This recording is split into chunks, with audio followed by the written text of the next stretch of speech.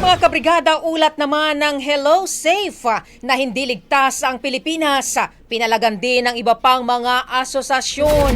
Brigada Sheila Matibag, ibrigada mo. Brigada Live Report.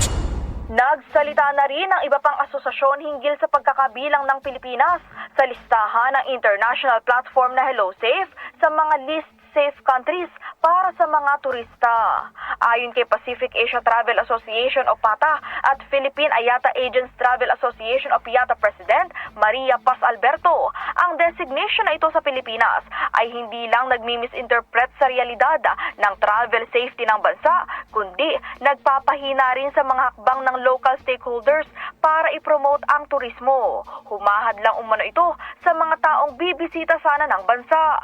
Sinabi naman ni Philippine Hotel Owners Association of FOA President Arthur Lopez na misleading, unfair at detrimental ang ulat ng Hello Safe sa mga ginagawa ng tourism at hospitality industry.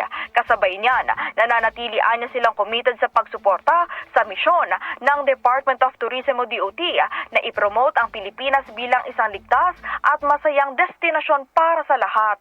Mababatid na una nang sinabi ng DOT na false ranking ito at nagdulot ng matagalang pinsala sa reputasyon ng bansa.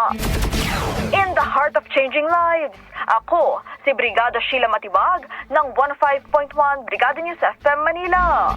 The Music News Authority. Brigada Balita Nationwide. Ang bahaging ito ay hatid sa atin ng PowerCell Soya Coffee. Masarap araw-arawin.